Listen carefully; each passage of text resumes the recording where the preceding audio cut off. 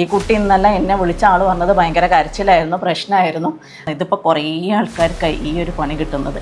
എപ്പോഴും എല്ലാവരും ശ്രദ്ധിക്കേണ്ട ഒരു കാര്യം എന്താ വെച്ചിട്ടുണ്ടെങ്കിൽ മേക്കപ്പ് ആർട്ടിസ്റ്റിനെ ബുക്ക് ചെയ്യുമ്പോൾ ഇന്നലെ എന്തേ ആക്ച്വലി പ്രശ്നം വന്നേ? ഇന്നലെ മേക്കപ്പ് ചെയ്ത് പിന്നെ പോയപ്പോൾ അവിടുന്ന് ഒരു ഹോളിലേക്ക് എത്തുന്ന ടൈം ആയിട്ടുള്ളൂ. അപ്പോത്തിന് ആകെ നല്ലോണം വൈറ്റ് കാസ്റ്റ് അടിക്കുന്ന പോലെ ഫീൽ ചെയ്ത്. പിന്നെന്താ മേക്കപ്പ് ഇളക്കി വരാൻ തുടങ്ങിയോ? അവിടെ കണ്ണിൻ്റെ അവിടെ നല്ല, പക്ഷെ ചേക്കിൻ്റെ അവിടെ പറ്റും. അധികം സമയം ലാസ്റ്റ് ചെയ്തില്ല അല്ലേ? ഇല്ല. നിങ്ങൾ എത്രയ്ക്കായിരുന്നു പാക്കേജ് എടുത്തത്? 8ൻ്റെ പാക്കേജ് 6ന് ചെയ്തുതരാന്ന് പറഞ്ഞ്, പിന്നെ പോകുമ്പോൾ 8ന് വാങ്ങി. പോകുമ്പോൾ തന്നെ വാങ്ങി. അതിലേക്ക് ബാക്കി അഡീഷണൽ ആഡ് ഓൺ ചെയ്തു. ഞങ്ങൾ എന്താ പറയുക, എക്സ്റ്റൻഷൻ യൂസ് ചെയ്തിരുന്നു. പിന്നെ അതുപോലെ ഹെയറിൽ വെക്കുന്ന ഒരു സാധനം, അതൊക്കെ കൂടി ആയിട്ട് അങ്ങനെയെന്ന് പറഞ്ഞു. 2000 അഡീഷണൽ ആഡ് ചെയ്തല്ലേ? ഇതെങ്ങനെ നിങ്ങൾ ഇൻസ്റ്റ കണ്ട് ബുക്ക് ചെയ്തത്? ഇൻസ്റ്റ കണ്ട് ബുക്ക് ചെയ്തത്. അപ്പോൾ അവരെ വർക്കൊക്കെ നോക്കിയിട്ടുണ്ടായിരുന്നില്ല ഇൻസ്റ്റയിൽ? അതിൽ കുഴപ്പമില്ലായിരുന്നു. അതെന്താ പ്രശ്നം എന്ന് പറഞ്ഞാലേ, ഇൻസ്റ്റയിൽ ഇടുന്ന ഫോട്ടോസും വീഡിയോസും എന്ന് പറഞ്ഞു കഴിഞ്ഞാൽ നന്നായിട്ട് ഇപ്പോൾ എത്ര ഇതായിട്ടുള്ള മേക്കപ്പ് ആണെങ്കിലും ശരി, ലൈറ്റും ഇതും സെറ്റ് ചെയ്ത് ചെയ്യുമ്പോൾ മേക്കപ്പ് കിട്ടില്ലായിരിക്കും. പിന്നെ അതിൽ കുറച്ച് എന്തോ ഒരു മല്ലിക എന്തോ പറഞ്ഞിട്ടൊരു ആപ്പുണ്ട്, എനിക്ക് പേര് മറന്നു പോയിട്ടുണ്ട്. അങ്ങനെ എന്തോ ഒരു ആപ്പുണ്ട്, ആ ആപ്പിൽ ഇട്ടിട്ടുണ്ടെങ്കിൽ ആരും സുന്ദരീകരിക്കും. അങ്ങനെയൊക്കെയുള്ള കുറേ ടെക്നിക്സ് ഉണ്ട്. കാരണം ഇത് ഫിൽറ്റർ ഇട്ടിട്ടും അങ്ങനെയൊക്കെ കൂടെ ആയിട്ട് നമ്മൾ ഈ പോസ്റ്റ് ഔട്ടിറക്കാൻ നമ്മൾ വിചാരിച്ച പോലെ നമുക്ക് എങ്ങനെ വേണമെങ്കിലും ഔട്ടിറക്കാം. ചിലർ ഇപ്പം നമ്മളതൊക്കെ എന്ന് പറഞ്ഞാൽ നമ്മൾ ഏതാണ്ട് അതേപോലെ തന്നെയാണ്, അതിൽ ഇതില്ലാണ്ടാണ് ഇറക്കുന്നത്. പക്ഷേ ഭൂരിപക്ഷം ആൾക്കാരും അതിൽ കുറച്ച് ഗിമിക്സൊക്കെ കാണിച്ചിട്ടാണ് ഇറക്കുക. അങ്ങനെ ഇത് മാത്രം കണ്ടിട്ട് നമ്മൾ എടുക്കുമ്പോൾ ആക്ച്വലി നമ്മൾക്ക് കിട്ടുന്നത്, ഇതിപ്പോൾ കുറേ ആൾക്കാർക്ക് ഈ ഒരു പണി കിട്ടുന്നത്. ഇന്നലെ രാത്രി 10 മണിക്കല്ലേ എന്നെ വിളിക്കുന്നത്. കാരണം ആ ഒരു സമയത്ത് അവൈലബിലിറ്റി കിട്ടുക എന്ന് പറഞ്ഞാൽ തന്നെ ലക്കാണ്. കാരണം എപ്പോഴും ആരും അവൈലബിൾ ആയിട്ടുണ്ടാവണം എന്നില്ലല്ലോ. ഇപ്പോൾ ഇൻ കേസ് ആരും കിട്ടിയിട്ടില്ല എന്നുണ്ടെങ്കിൽ ഇപ്പോൾ ഇയാൾ ഒറ്റയ്ക്ക് തന്നെ ചെയ്തിട്ട് ഇറങ്ങേണ്ടി വരും. കാരണം ഒരു മെയിൻ ഫംഗ്ഷൻ നമുക്ക് ഒറ്റയ്ക്ക് ചെയ്തിറങ്ങുക എന്ന് പറയുമ്പോൾ പോസിബിൾ അല്ലല്ലോ. എപ്പോഴും എല്ലാവരും ശ്രദ്ധിക്കേണ്ട ഒരു കാര്യം എന്താ വെച്ചിട്ടുണ്ടെങ്കിൽ മേക്കപ്പ് ആർട്ടിസ്റ്റിനെ ബുക്ക് ചെയ്യുമ്പോൾ ഏതൊരു മേക്കപ്പ് ആർട്ടിസ്റ്റും റേറ്റ് ഫിക്സ് ചെയ്യുന്നത് എന്താ വെച്ചിട്ടുണ്ടെങ്കിൽ അവരുടെ എക്സ്പീരിയൻസ് അതിലെ മെയിൻ തിങ്. ഇപ്പം നമ്മളൊക്കെ എന്ന് പറഞ്ഞാൽ 24 വർഷമായിട്ട് ഈ ഫീൽഡിലുള്ള, അതേപോലെ തന്നെ ഓരോ വർഷവും നമ്മൾ പുറത്ത് പോയിട്ട് ഇത് അപ്ഡേറ്റ് ചെയ്ത് വരുന്നതാണ്. അല്ലാതെ നമ്മൾ 1-2 ദിവസത്തെ ഒരു സെമിനാർ അറ്റൻഡ് ചെയ്തിട്ടോ അതേപോലെ ഒരു 10 ദിവസത്തെ ബ്രൈഡൽ മേക്കപ്പിൻ്റെ കോഴ്സ് അറ്റൻഡ് ചെയ്തിട്ടോ അല്ല ഈ ഫീൽഡിലേക്ക് വരുന്നത്. ഇത് വർഷങ്ങളായിട്ടുള്ള ഒരു എക്സ്പീരിയൻസിൻ്റെ ബേസിസിലാണ്. അതേപോലെ തന്നെ നമ്മൾ ഓരോ വർഷവും അപ്ഡേറ്റ് ചെയ്യുന്നുമുണ്ട്. ഇതൊന്നും ഇല്ലാതെ ഈ 2 ദിവസത്തെ ക്ലാസ് അറ്റൻഡ് ചെയ്തിട്ടോ 10 ദിവസത്തെ ക്ലാസ് അറ്റൻഡ് ചെയ്തിട്ടോ ഒക്കെ ചെയ്യുന്നവരെ കുറ്റം പറയല്ല. പക്ഷെ അവരെന്താ ചെയ്യേണ്ടതെന്ന് വെച്ച് കഴിഞ്ഞാൽ അവർ ഏതെങ്കിലും ഒരാളുടെ, ഒരു സീനിയർ ആർട്ടിസ്റ്റിൻ്റെ താഴെ നമ്മളൊരു ട്രെയിനി ആയിട്ട് നിൽക്കുക. എന്നിട്ട് നമ്മൾ അവരുടെ കൂടെ പോയി അവർ ചെയ്യുന്ന വർക്ക് എന്താണെന്നുള്ളത് ഡയറക്റ്റ് കാണുക, കണ്ടുപഠിക്കുക. മാത്രമല്ല പിന്നെ അതിനകത്ത് ഗസ്റ്റ് ലുക്ക് കാര്യങ്ങളൊക്കെ വരുമല്ലോ. അങ്ങനെയുള്ളവർക്ക് ചെറുതായിട്ട് ഈ സീനിയർ ആർട്ടിസ്റ്റിൻ്റെ കൂടെ നിന്നിട്ട് ചെറുതായിട്ട് ചെയ്തിട്ട് പഠിക്കുക. അങ്ങനെയൊക്കെ പഠിച്ചതിന് ശേഷം നമുക്ക് ഫുള്ളി കോൺഫിഡൻസ് ആയതിന് ശേഷം മാത്രം ഇൻഡിപെൻഡൻ്റ് ആവുക. അല്ലാണ്ട് ഈ 2 ദിവസത്തെ ക്ലാസ് കഴിഞ്ഞിട്ട് 10 ദിവസത്തെ ക്ലാസ് കഴിഞ്ഞിട്ട് അപ്പം തന്നെ ഒരു ലോഗോയും ഇറക്കി ഇൻസ്റ്റ പേജും തുടങ്ങി നമ്മൾ ഇൻഡിപെൻഡൻ്റ് ആയിട്ട് ഇറങ്ങുമ്പോഴുള്ള കുഴപ്പം എന്ന് പറഞ്ഞാൽ നമുക്ക് കുഴപ്പമില്ല, പക്ഷേ നമ്മളെ വിശ്വസിച്ച് ഏൽപ്പിക്കുന്ന ബ്രൈഡിനെ സംബന്ധിച്ചിടത്തോളം അവരുടെ ഒരു ബിഗ് ഡേ ആണ് അവിടെ സ്പോയിലാവുന്നത്. ഈ കുട്ടി ഇന്നല്ല എന്നെ വിളിച്ച ആൾ പറഞ്ഞത് ഭയങ്കര കരച്ചിലായിരുന്നു, പ്രശ്നമായിരുന്നു.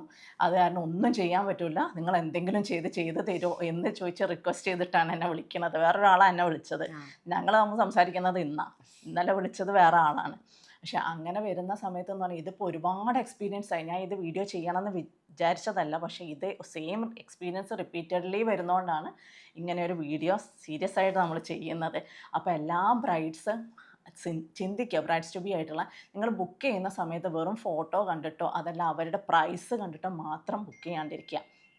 ഒരാൾ പ്രൈസ് കൂട്ടുന്നുണ്ടെന്നുണ്ടെങ്കിൽ സ്വാഭാവികമായിട്ടും അയാളുടെ എക്സ്പീരിയൻസും അയാൾ ഉപയോഗിക്കുന്ന പ്രോഡക്റ്റും അതിൽ ഭാഗമായിരിക്കും. അതുകൊണ്ട് മാത്രമാണ് അയാൾ പ്രൈസ് ഹൈപ്പിൽ ചെയ്യുന്നത്. അതേ സ്ഥാനത്ത് ഇതൊക്കെ കുറച്ചിട്ട് ചെയ്യാൻ പറ്റുന്നതെന്ന് പറഞ്ഞു കഴിഞ്ഞാൽ അവർക്ക് അത്ര എക്സ്പീരിയൻസ് ഉണ്ടാവില്ല. അവരുദ്ദേശിക്കുന്ന എക്സ്പീരിയൻസ് ഈ ഓരോരോ ബ്രൈഡിനെ ചെയ്തിട്ടാണ്. അവർ പഠിക്കുകയാണ് ഈ ബ്രൈഡിൻ്റെ പുറത്ത്. അങ്ങനെ പഠിക്കുമ്പോൾ ഇപ്പം ഇത്രയും നന്നായിട്ട് സ്വെറ്റ് ചെയ്യുന്ന ഒരു സ്കിന്നിന് എങ്ങനെ ചെയ്യണം എന്നുള്ള ആ കുട്ടിക്ക് മേ ബി അറിയലുണ്ടാവില്ല. അങ്ങനെയൊക്കെ വരുന്നതുകൊണ്ടാണ് ഈ ഒരു പ്രശ്നം വരുന്നത്. കാരണം അതേ സ്ഥാനത്ത് അത് ട്രെയിൻഡ് ആളാണെന്നുണ്ടെങ്കിൽ ഈ ഒരു പ്രശ്നം വരില്ല. ഇപ്പോൾ എനിക്ക് തന്നെ ലാസ്റ്റ് ഒരു മേക്കപ്പ് എൻക്വയറി വന്നിട്ട് അവരെൻ്റെ അടുത്ത് ഫസ്റ്റ് പറഞ്ഞത് ഏറ്റവും നല്ല പാക്കേജ് മതി എന്നാണ്.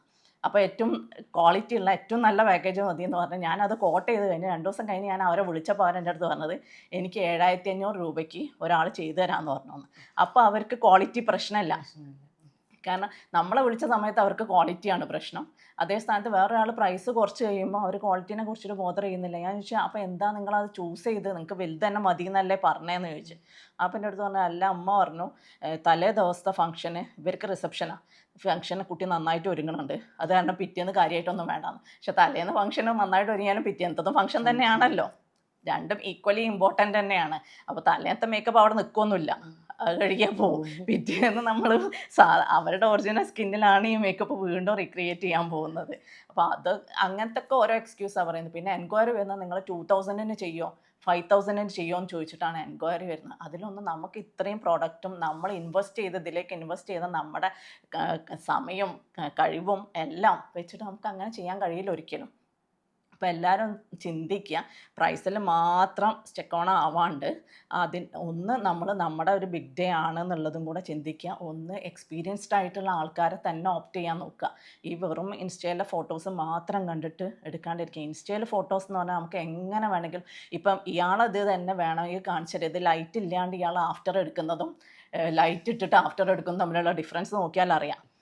കാരണം ഇപ്പം കുറേ നോർത്ത് നിന്നുള്ള ആൾക്കാരുടെയൊക്കെ വീഡിയോസ് അങ്ങനെ വരുന്നുണ്ട് ഈ 2 രൂപത്തിലായിട്ട്. കാരണം ഇത് ലൈറ്റ് ഇട്ട് കഴിയുമ്പോൾ വേറെ തന്നെയാണ് ലുക്ക്, ലൈറ്റ് ഇല്ലെങ്കിൽ വേറെയാണ് ലുക്ക്. പക്ഷേ ഈ കാണുന്ന ആൾക്കാർ ഈ ലൈറ്റ് ഇട്ട് കാണുന്ന ലുക്ക് മാത്രം കാണുന്നതുകൊണ്ട് ഇതേപോലെയാണ് എന്ന് ചിന്തിച്ചിട്ടാണ് ഈ ബുക്ക് ചെയ്യുന്നത്. അതുകൊണ്ട് തന്നെ ഈ കല്യാണം വരുന്ന കുട്ടികൾ ശ്രദ്ധിക്കുക, ഒരു സീനിയർ ആയിട്ടുള്ള ആൾക്കാരെ, എക്സ്പീരിയൻസ്ഡ് ആയിട്ടുള്ള ആൾക്കാരെ സെലക്ട് ചെയ്യുക.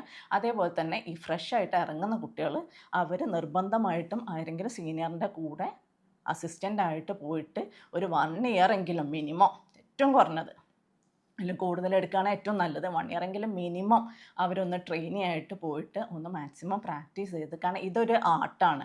നമ്മളൊരു പെയിൻറ്റിങ് ഒക്കെ ചെയ്യുന്ന പോലെ തന്നെ ചെയ്ത് കൈവഴക്കം വന്നിട്ട് ചെയ്യേണ്ട ഒരു ഡ്യൂട്ടി. ഇതിന് നമുക്ക് മേക്കപ്പിന് പ്രത്യേകിച്ച് ഒരു തിയറി ഒന്നുമില്ല. നമ്മൾ എത്ര തവണ നമ്മളത് പ്രാക്ടീസ് ചെയ്യുന്ന ഹാൻഡ്സ് ഓൺ പ്രാക്ടീസാണ് അതിൻ്റെ പെർഫെക്ഷൻ എന്ന് പറയുന്നത്.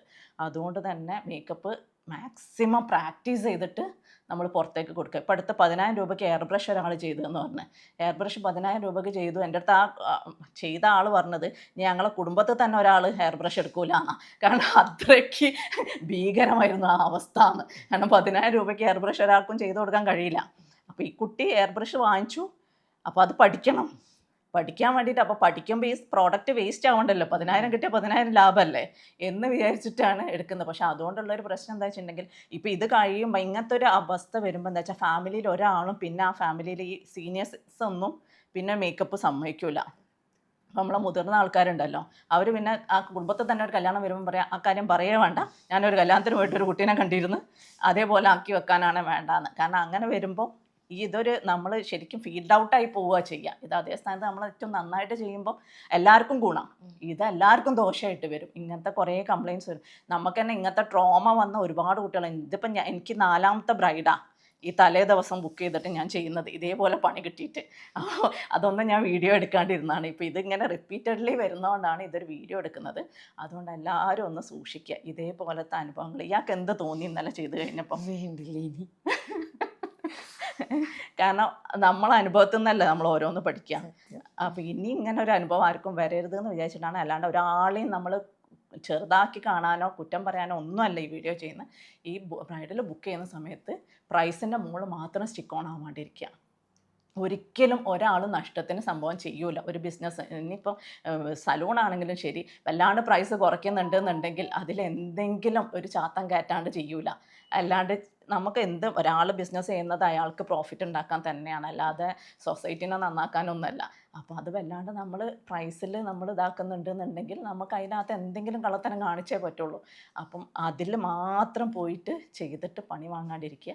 എപ്പോഴും ട്രെയിൻഡ് ആയിട്ടുള്ള ഏതൊരു കേസിലാണെങ്കിലും, ഇപ്പോൾ നമ്മൾ മേക്കപ്പിൻ്റെ മാത്രമല്ല എല്ലാ കേസിലും, നമ്മൾ ഡ്രസ്സ് ഡിസൈൻ ചെയ്യുന്ന കേസിലാണെങ്കിലും ഒരു ഫോട്ടോഗ്രാഫി ബുക്ക് ചെയ്യുന്ന കേസിലാണെങ്കിലും ഇതിലൊക്കെ നല്ല വർക്ക് നോക്കിയിട്ട് ഇതാക്കുക. പ്രൈസിൽ മാത്രം അത് ഫോട്ടോഗ്രാഫിയിലൊക്കെ വരുന്നുണ്ട് ഇതേപോലെ. ഞാൻ ചില ബ്രൈഡ്സിനോട് ഫോട്ടോസ് ചോദിക്കുമ്പോൾ എന്നോട് പറയും പോപ്പിത്ത കാണാൻ പറ്റില്ല അവസ്ഥയാണ്, വെറുതെ അയക്കേണ്ട ആവശ്യമില്ല എന്ന്. കാരണം അതൊന്നും നമ്മളൊരു മെമ്മറിയാണ്, ലൈഫ് ലോങ് മെമ്മറിയാണ് ഈ ഫോട്ടോ. ഇന്നത്തെ കാര്യങ്ങളൊക്കെ ഇയാൾക്ക് ബ്ലൈൻഡ് ആയിരിക്കും, ഒന്നും ഓർമ്മയിലുണ്ടാവില്ല. ഇതൊക്കെ നമ്മൾ തിരിച്ചെടുക്കുന്ന എപ്പോഴാണ് ഫോട്ടോയിലും വീഡിയോയിലും കൂടി തന്നെയാണ്. അപ്പോൾ അത് നന്നായിട്ടില്ല എന്നുണ്ടെങ്കിൽ പിന്നെ എന്ത് കാര്യം. ഇന്നലത്തെ ഇയാളെ ഫോട്ടോസ് കാണിച്ചു തന്നില്ല എനിക്ക്, ഒന്നും സ്റ്റാറ്റസ് കിട്ടിയില്ല.